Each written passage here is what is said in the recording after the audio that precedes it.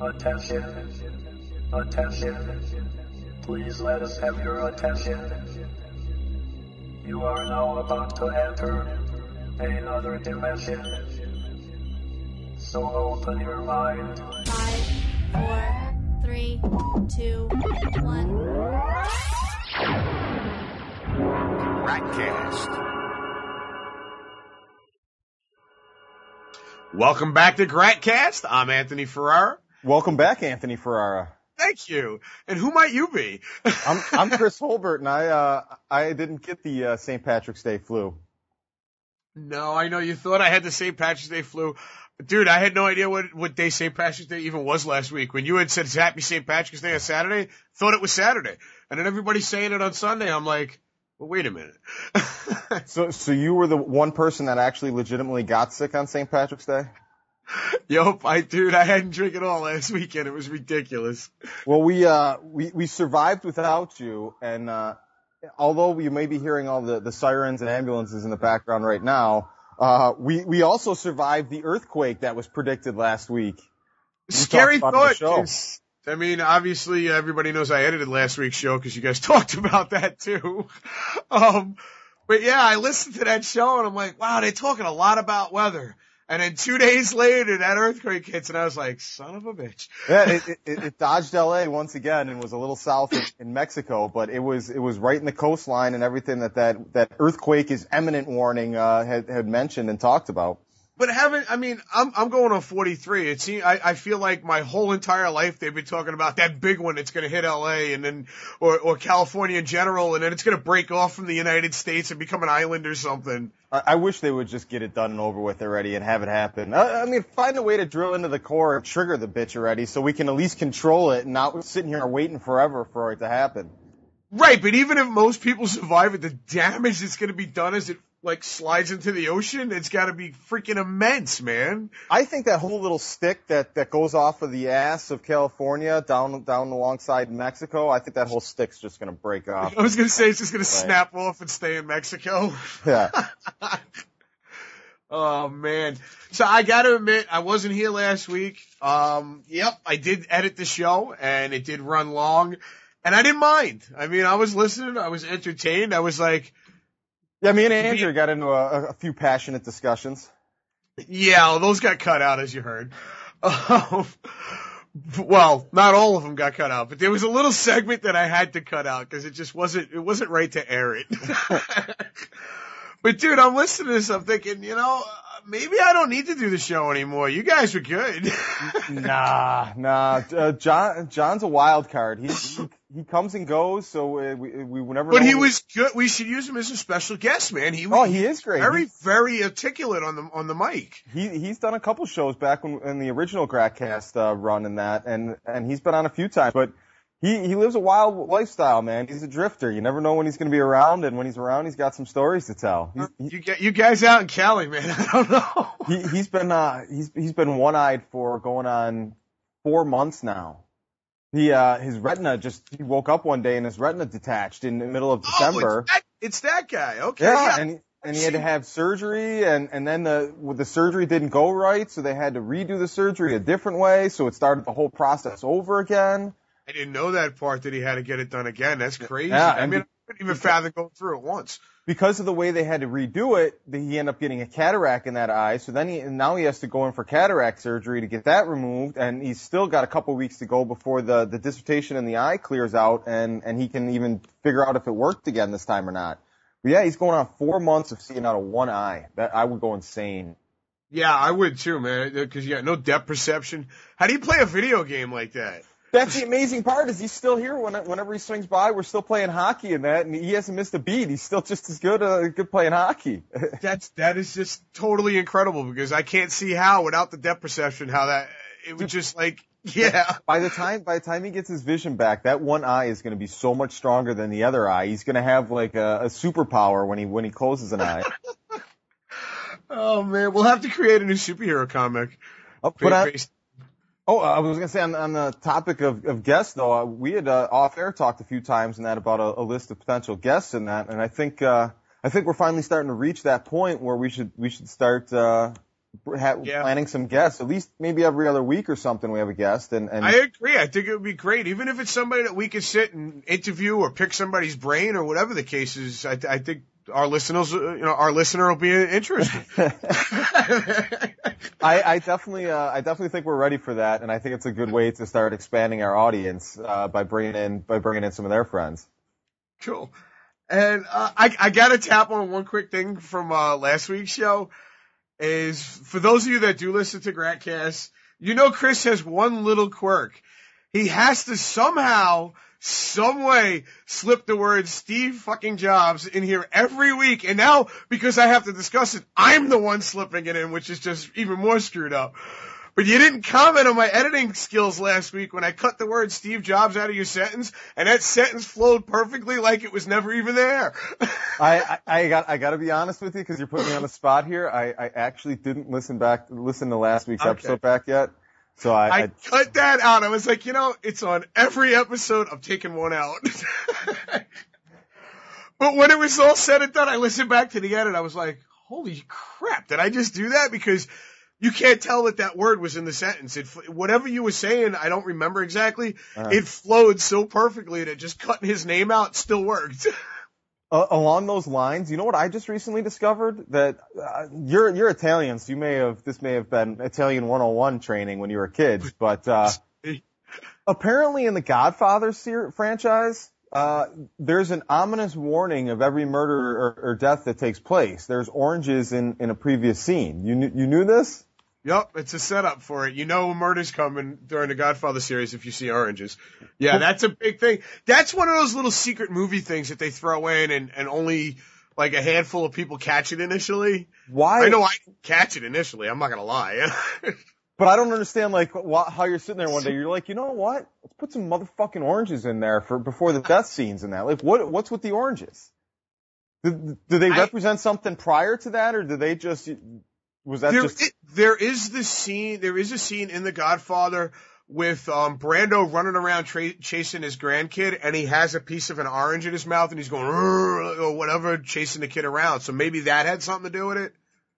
Well, I think that's another one of their warnings because he has the orange there, and then he dies. Doesn't he die a few minutes? Yeah, that's true too. That could have been the orange from that scene. Yeah, I think that's the orange in that scene. We may have to pick Coppola's brain on this one, yeah. But I want to know the origin of that idea and if it's just something somebody pulled out of their ass or if there's some sort of tradition behind the oranges. I honestly don't know, but it's funny you brought that up because a friend of mine told me the other day he was watching a rerun of How I Met Your Mother, and during the episode there was a countdown, but it was done differently. It started at 60 and ended up at 0 when it was over, but it was all subtle stuff like the number was in the background or in the image of something else, and just it was all silly. But if you look, there's a number in every scene of that episode supposedly. Really? Which is another just insanity thing. It's like, why does someone do that? Do you watch Happy Endings at all? I've never even heard of Happy Endings. Neither did I, and I didn't even realize it was a show that's like a new show that's on. It's by, dude, it's got a Wayans in it, but it's got Damon Wayans' son in it. And he looks kidding. And he looks just like a Wayan. It's unbelievable. He looks, sounds, and acts like every other Wayan. It's awesome. Am I really that old now? I went from seeing Damon as a kid to his kid? Yeah. Damn. But here's the weird thing is he's like playing a 26, 27-year-old, like 20-something adult in New York City character. How old is Damon? I don't even know. Is he old enough to have a 27-year-old kid? Dude, you know how much they pump out Wayans? That's a good point, man. There's like freaking 4 billion of them, man. Yeah, they're becoming the Chinese, man. You start pumping out more Wayans when you're about 16, 17. There you go. But I hate the name of the show. It's one of those shows that I wanted to really not like because I didn't like the name. And Andrea was watching it, and I figured it was something that she found that was like a 1-season run and got canceled, so we're watching or whatever. And there's another season. And then she's like, I don't know. It's on one of the network shows. Here, you've got 50 screens there. Look it up while we're talking about it. I've had enough computer issues. It's a great, funny show that, It's done in kind of that quirky Community way, that quirky How I Met Your Mother way, but it's still like I don't know. You threw Community at me. Now you know I'm gonna check it out. But like, dude, I so didn't want to like this show because I can't stand the title. I think the title's retarded. But it's a really good show, and it's hysterical. The writing is amazing on it. Another one that is a show that's on TV that I didn't know was currently running, that Andrea found that we watch online, is Suburbia. Have you ever heard or seen that one either? I've heard of it. I haven't actually seen it though, but I haven't heard anything bad about it either. No, it's a good unknown, under the radar show. It's got the pilot from Firefly in it. I don't know if you remember who that is. Oh, yeah, I know exactly who you're talking about. Wait, it's one of two people. Is it the guy from Dodgeball or the other dude? The guy from Dodgeball. Wasn't he the one that was a pirate? Yes. Yeah. It's Talon, what the fuck? Dalen, whatever the hell that stupid ass horror movie is. Yeah. Tucker and Dale, yeah. But he's in it, and the main lead is somebody you'd recognize that was in a lot of stuff. I can't think of his name, but he's was a younger sitcom star, and now he's older and playing the role of the dad. And the daughter, she's freaking. I have enough TV shows.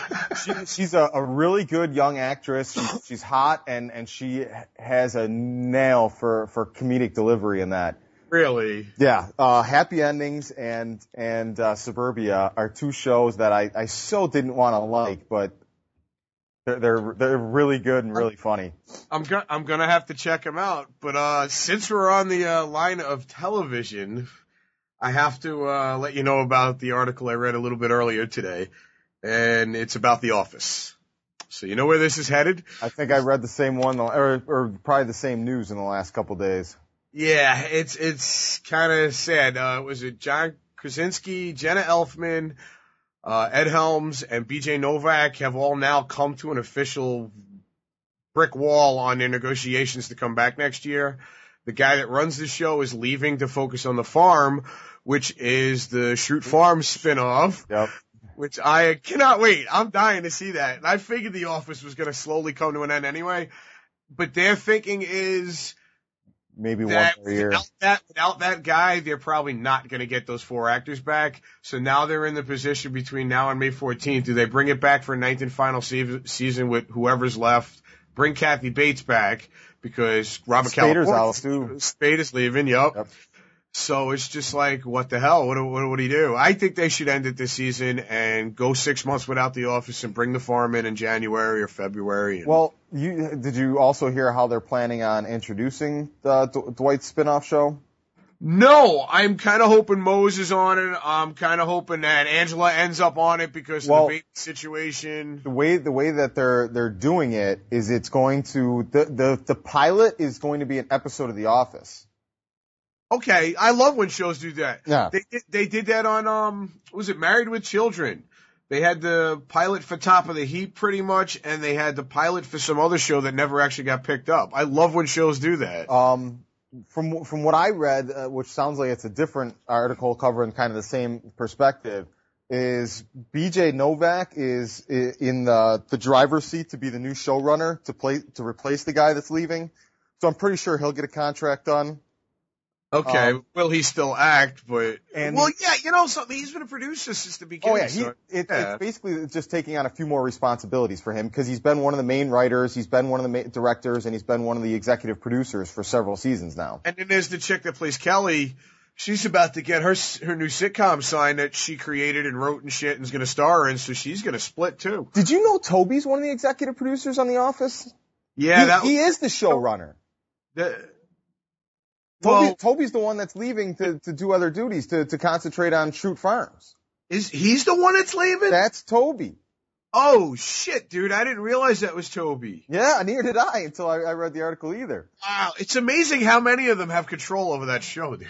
But from everything I've seen and the way I've seen stuff work out in that, I think all of the people that are on there now, except for Spader and that, will be back for a final season, and they'll probably run it off gracefully, or they're going to have to write in the exits of Jim, Andy, and possibly a few others. Yeah, I mean, if they come back next season and everybody's intact that's there now still, I'm fine with a 9th season. I've enjoyed this season. I think it's either going to wrap up with everybody next season or they'll send off those guys, but I think they'll be back for at least one more season. No kidding. All right. Well, it's going to be interesting if they have to come back without, like, Pam and Jim after losing Carell last year. Dude, that's going to be devastating. Some people have knocked it, but I think it's done. I think it's been good, but the ratings are cut in half again. Yeah, it happens. I mean, there's a lot of people that just tune in for that, and they don't get the show on its own. No, and it's been great this season. So people that stopped watching because Carell left, which is stupid. If you liked the show before, you'll still like it now. There's another. I think sometimes they make Andy a little too much like he. I think that's why they picked him to be the office manager, because they could make him Carell-like. Mm-hmm. But there's another big thing happening in current events in the entertainment industry and in the news that's going on. I mentioned this a little bit about the other day, but we can definitely talk about it now because it's relevant to this. Okay. Congress is passing one of the major bipartisan laws of this year that everybody's actually in agreement on. I mean, there's obviously these people argue about everything, so there's certain people on each side that have issues with certain parts of it. But the mass majority is passing this through to help there are different levels and underlying parts of Jobs Act that's getting pushed through to help create more jobs, help grow startup companies, and hopefully have these startup companies ultimately be able to hire more Americans. Okay. What it is they're changing or laxing some of the SEC restrictions and the Wall Street restrictions on how startups can raise funding. Many people in the independent film industry know of sites like Kickstarter and Indiegogo, and that where you can start a campaign to basically beg for donations towards a budget to make something. But right. But now, when these laws pass, these donations can actually be investments into the company, which gives people more of a motivation to put in, invest in, and back it up. And this is going to allow startups to raise the resources and the financing they need. It's all going to be regulated and controlled by the third-party sites that would host your campaign. You'd still have to hit your goal and your budget to get the funding that you're planning for. And there's all sorts of background checks and regulations that would have to be. But it basically allows a young startup company that has maybe a great idea or a business plan or structure to raise the necessary funding they need from friends and family and people that can't put in $1 million funding round. But maybe it's a great idea that out there on the internet, you can raise $1 million by people putting in a couple dollars or $5 or $10. It's almost like lotto tickets in startup companies now. And that's it's freaking nuts. I mean, it's good though. I think it's a great thing. It amazes me because Kickstarter does work for some people, but then there's others it doesn't. So something like this might give people more incentive to invest in a smaller project, knowing they're going to get something out of their investment. With Kickstarter, the way it's set up now, you're begging for people to give money that they give nothing in return for. That's right. The hardest money to get from anybody. But then there's the flip side of the way it is now that blew my mind. I was reading an article the other day. The gaming company that made Brutal Legend started a Kickstarter campaign for their next game, and they set it at $400,000. They had that in 2 days. They're over $2 million at this point. How does that happen? That's all. They already knew that stuff was going to happen and already had that funding kicked in and things like that. I'm sorry for it to happen that fast. You either already put money into it and marketing, you had agreements, you had contacts and connections that were going to put it in anyway. Right. So why did you need Kickstarter then in that situation, Because look at the extra press they got by this game got overnight. It got all that tons of money. Yeah, because they were going to get that money anyway. But now they got a little extra press with it. Yeah, that's messed up. Yeah. Well, you know what? I'm always looking for a way to use the press or use something to launch a lot of the stuff we're doing, and so I really can't even knock them for doing it. But it's amazing the things and the moves you can make when you have the resources or you have the contacts and the relationships to get the resources in place. You could do things like that. If you know you're already going to get the money, well, what's the best way we can make this happen that's going to get us the most attention? Exactly. And the people that find that seem to be the ones that just take the hell off. So, but this rule, and one of the things that they have that they're against it is that they believe it'll start because again, the government thinks that the average people are morons. So the way the stock market and everything is set up right now, you're supposed to be an accredited investor to invest in the stock market, which means you're registered, you are savvy, you know how to fill out paperwork, and you know how to play the game before that's the past. Before you jump into the stock market. They got to get used to it, man. The government's got to stop thinking they're going to control every last little aspect of what we do. Well, the reason they want to is because they think everyone's idiots. And this is where it comes to with the issue with this. They think if they allow certain congressmen and that are against these laws that will obviously help create jobs and acts and funding for people that can't get it from anywhere else.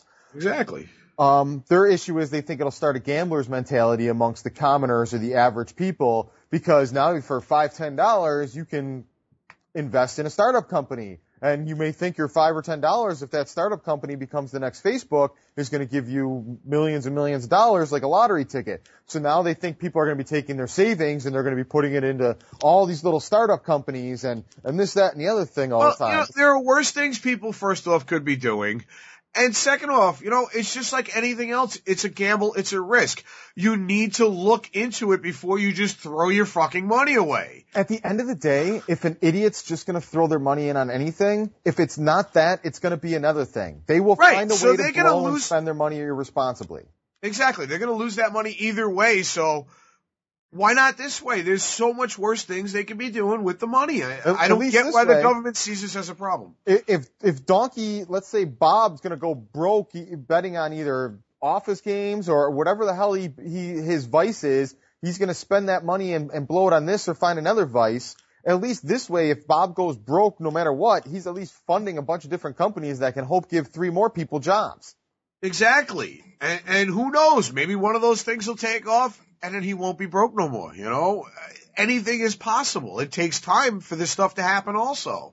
It's just disgusting how they continue to try to separate the opportunities to be successful and achieve security for people that already have those things than from the people that are down here and could actually use that to improve their lives. The government still works by the, keep making the rich richer rule. I mean, you know that.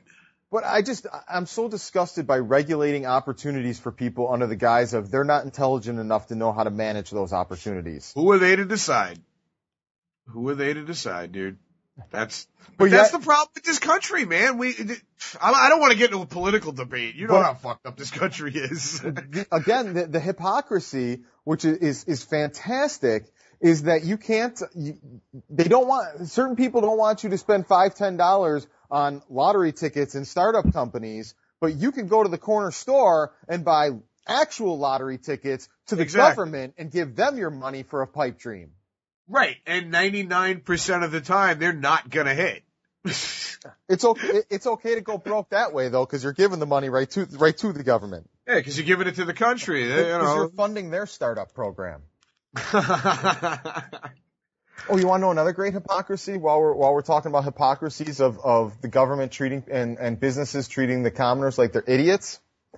One of the things talked about in Tech Talk last week is that the FAA is finally doing testing to update their approved electronic devices for in-flight use.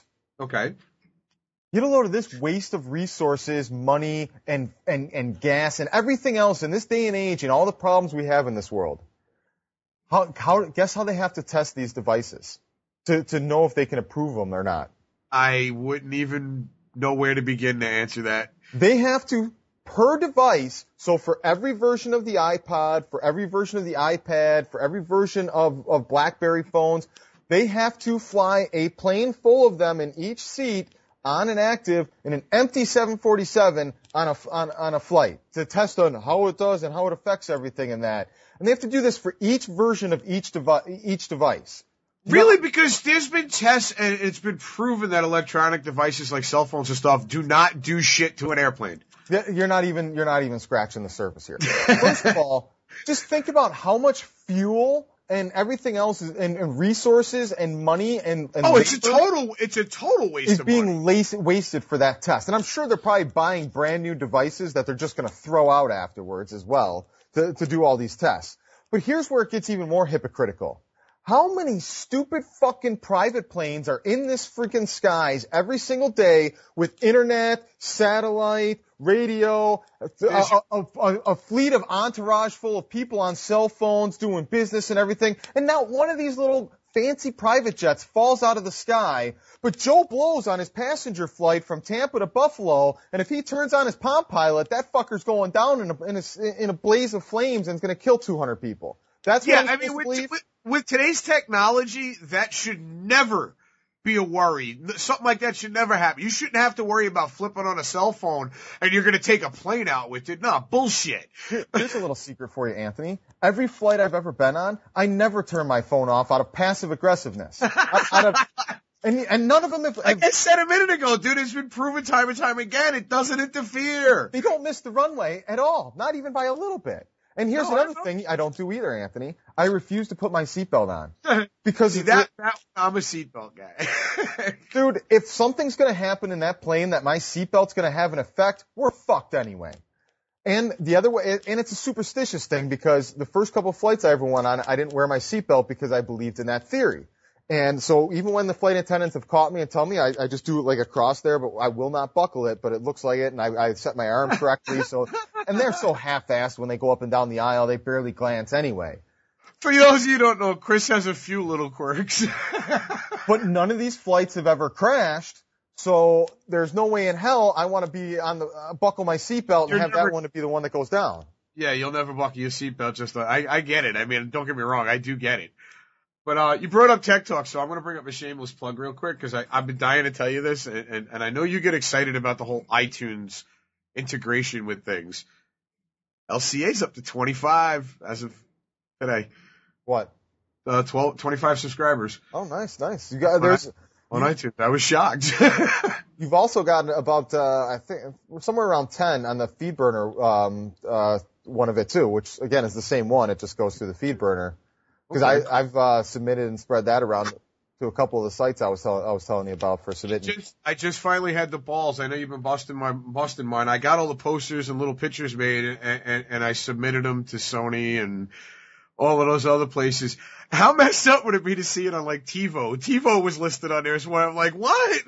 The roundup, I think, because it's explicit, didn't get accepted, but Andrea's got accepted to the Roku box. I think it is. I submitted to that also. Yeah, no, that's awesome. You didn't tell me that. That's freaking great. I think the more we get on, it can only help. I mean, oh yeah. You know, and you noticed I dropped it to TVG for general audiences, and I'm not putting curses. I'm not cursing. I'm trying to. A movie review show should definitely be for everybody.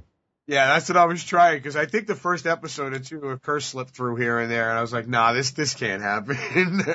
So, why don't you tell me a little more about Goon? I didn't get a chance to watch it yet. You haven't watched Goon? No, I can't find it I can't find it anywhere. Yeah, I can't find it anywhere. I get you back. But yeah, no, Goon is Sean William Scott, who played Stifler in American Pie. It's got Liev Schreiber, Jill Hennessy from, I think she was on like Law and Order or one of those shows. Bobby Cannavale, who first time I ever saw him, he played a gay cop on Will and Grace. I'm sure he's done other stuff since then. Dude, they were great. It's based on Doug Glatt, who I think it's a Canadian hockey league, to be honest with you. Mm-hmm. But it's based on him. All he was a bouncer at a bar. He's not, he's a little, I don't know what the right word is. He's not retarded. He's not quite slow. But he's just uneducatedness. How's that? He's slower than normal? Yeah, he's slower than the average person. And he gets, seen by some guy, and he brings him into the hockey league. And the guy realizes he doesn't belong there, and his brother or cousin or something runs the minor league team, and he sends him there, and he's there for the strict purpose to beat the crap out of people. That is his job. He slowly learns how to skate a little bit and become a bigger part of the team, but his main goal is to beat the shit out of people. And then you got the flip side. Liev Schreiber's been a pro doing this. He's the brute of the movie, and he gets knocked down to the minor leagues because of being such a dick. So they build the whole thing up for their showdown. It's got this Rocky feel to it, dude. You're gonna love it. Oh, dude, that table scene that you showed the clip from had me hooked. That's what I figured. People would see that and be like, "Oh, I gotta see this." I will lay you the fuck out. I mixed up people, by the way. I mixed up two movies just there. Jill Hennessy and Bobby Cannavale aren't in it. That was Rhodey. Yeah, I've watched so many movies in the last 2 months. My head's ready to explode. I got the URL finally too. ThoseMovieReviewGuys.com. Nice. I don't know if you've seen it. I revamped the website and changed quite a bit. It's a lot better now. I've peeked in the last few days. Yeah, we've got. I've been doing a lot of legwork and research on the advanced techniques of viralability and getting things to spread. And I started to do that too. I couldn't find shit. Did you have better luck? There's a lot of little things that we're not doing and submitting to that are just it's a lot of like monotonous intern legwork type of stuff to do. Okay. It's a lot of copy and paste, repeat, and signing up for a bunch of junk accounts on stupid share sites. Okay. Something that there's got to be something we're doing wrong. That's what I was thinking, because we have quality shows, folks. If you haven't seen Tech Talk or The Roundup or Lights, Camera, Action, you should check them out, because they're good shows, and we are working on finding an audience in a home, and it takes time. And the problem we're having is that we're primarily through the sort of resources of Facebook and the things that we're using. The problem with those things is we're over and over again promoting and pushing to the same group of people, and the people that are going to watch it are already giving it a shot and watching it. The people that aren't, there's nothing you're going to do that's going to change or saturate that. For example, no matter how many times I went for the saturation last week, I was on over 100 pages. Oh, dude, no matter how many times I will put Ashley in a status update or in my promotion of the roundups. She's my favorite part of your show. That's just hysterical. But no matter how many times I put it right in and I know she reads my status updates and things like that, because she's liked a few things from time to time. But no matter how many times I straight up say we're picking fun of you in the list, she won't watch the episode. She won't click and push play. There's just some people, no matter what you do, they're not going to watch. You're just going to be stubborn about it, yeah. So what we have to with the general public, but when it's somebody I actually know personally and they're just being a douche, that's right. If you're listening to me talking, I'm talking about you if you're listening, because really, man, I mean, you're supposed to be my friend. on my anonymous blog, I wrote a little article the other day about fuck social media and fuck the friends and family that say they support you. The man that is like social media life. You said that. Wow. That says a lot, folks, because I've actually argued with Kris about social media and things, and he is very passionate when it comes to it. Oh, I still believe 100% in it and all of that, but the heartache, pain, and just the feeling of you're throwing something out into a desert and all that's going by is tumbleweed, and how empty and abandoned that feeling is just painful. Dude, we're not alone though. I mean, I know. That's why I wrote the article. I don't know if you're on Jeff's page. You know who Jeff is. Rock Hard Radio gets over 8,000 listeners a month, and the Facebook page. I mean, it's been established longer, but the Facebook page is pretty active and has a lot of people. The news station Select Hits that I'm on, freaking, is not a lot of likes on the page and this and that, and the station, I mean, it's got listeners, but it's struggling. When I'm not going to lie to you, Jeff went and ranted on Facebook about all his friends and this and that, and none of them could take the time to so much as like the page, and he went on this freaking rant like you wouldn't believe. I was like, whoa. Oh, dude, you should read the one I went on. I plan on when we're done here. Where I was going with all of this is the fact that I think one of the mistakes we're making is every time we make something new and the stuff we're doing, we're, for the most part, pushing it on the same group of people, the same audience. And I think every single thing we do and make, we have to use it as an opportunity to introduce and expose ourselves to a new audience that could potentially like it and continue to grow it from the new exposures each week. And I think that's the thing that we now have to focus on is we've established where we're going to be and where people can find us. Now Correct. we have to establish appearing in different places where people can come across us and stumble on us in different ways. Okay, so I mean, what do you have in mind? You're talking like Tumblr and Cherry Tap, or what do they call now? Fubar. Yeah. I don't even know those ones. Maybe even go to MySpace, go back to MySpace, but God, I can't remember the MySpace. specific name of it, but I will put it in the links when we post this week's Gratcast on the Gratwick page or the Gratcast page on the GratwickFilms.com. It's this website called Smart Something that what you do is it's almost like mini press releases, and it's for sharing links, videos, stuff like that. You submit your URL or your RSS feed, and then you give it a little title that's eye-catching, a brief synopsis, and then keywords in it, and it shares it for you on different sites like Dig, Reddit, these sites where people go and they find Fark, where they find different interesting things that just everybody submits, and if they can go through and look through the title list, if it catches their attention, it catches their attention, and they can look at it.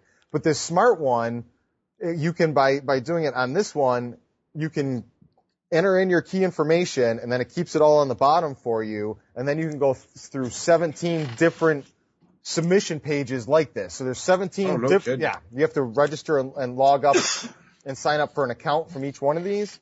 But once you sign up for all of them, you can go on the Smart site and go through each of the 17, submit your links to be shared through all of those listings and directories, and all you have to do is copy and paste it from the bottom so you don't have to retype it for everyone.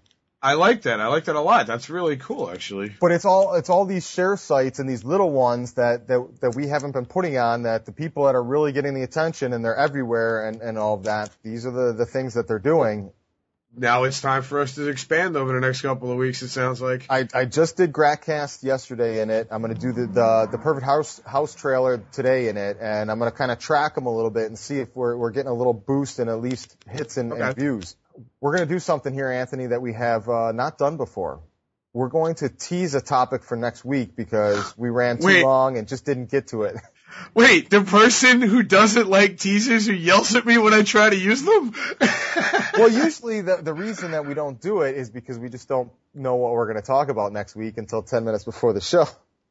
Well, we could go long this week. I think we've already gone long, and the Sabres game's started. And it's I know what I shot. Dude, it's a huge game. They finally moved into a tie for 8th, man. Oh no shit! I haven't been paying attention. Dude, they could, with 8 games to go, they could catch Boston possibly and catch the second seed overall. They played Boston last game of the season. Dude, February 15th they were last in the conference. I know. And they could catch the 2 seed. How did they get on fire to that degree? Because number one, everybody got healthy. Number two, they all actually started putting some fucking effort into the damn game. But next week, it may be a half a show, or we may do a full show, a special edition Gratcast on a salute and send off to the TPH Mobile. Yeah, it's a sad day, folks. And if we do the whole show, man, that's gonna be emotional. It's gonna be a lot of ups and downs. I think we should do a special show for the TPH Mobile. We can do like kind of our favorite moments, the low points. Have Andrea on and. Oh, definitely. Get Bear in there in the background barking. Yep. We will definitely do a special TPH send off show. Final thoughts, Anthony? I think next week's show is going to be a doozy. I think everybody listening should check out our other shows, our video shows, as opposed to just our audio that they're listening to. And trust us, we got a lot going on. We're having fun with it, but it's a lot of work, guys. There is one thing I do have to throw out there. I have to welcome Kris Clancy to the team. He's the new editor for Gratcast, for the Roundup and Tech Talk. You lucky son of a bitch! I still got to do mine myself. So the production value and the effects and appeal of both those shows will be rising. One of the first things we're going to get, Anthony, is I'm going to have my scrolling news feed now on the side for the status updates. Okay, that's cool. I was wondering how long it was going to be before you got to something like that. I knew you would, though. I needed an editor. That's out of my realm. Yeah, dude, at this point, I've learned so much in the last 2 freaking months. I mean, I could do it. It would be so nice to have someone else doing it. There's so many things we need to be doing and focusing on that we need to start delegating. And for anyone listening, Justin will be back soon. I'm hoping to train him. If you guys are listening, you clearly give a shit about what we're doing.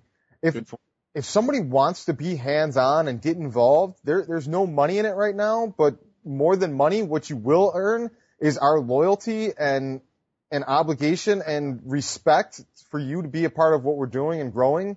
So when there is money, you know that you've earned your place. If you want to be involved, there's a lot of things going on that we just need more people to delegate and spread it out to. We got so much crap going on right now that there's a lot of areas that if you're talented in it, we might need you. So don't hesitate to contact us. There's opportunities right now that in 6-7 months from now are not going to exist, and they're going to be going to people that are highly experienced and that we're picking the cream of the crop. So now's the opportunity to learn with us at the bottom. Yep, that's what I'm doing. I guess that's it, dude. Great show. Look forward to next week. Don't forget, folks, we got a special show for you. The TPH Mobile send-off is all next week. Until next time. I'm tearing up already. Yeah. We'll be back next week. This is Gratcast. Out. Out.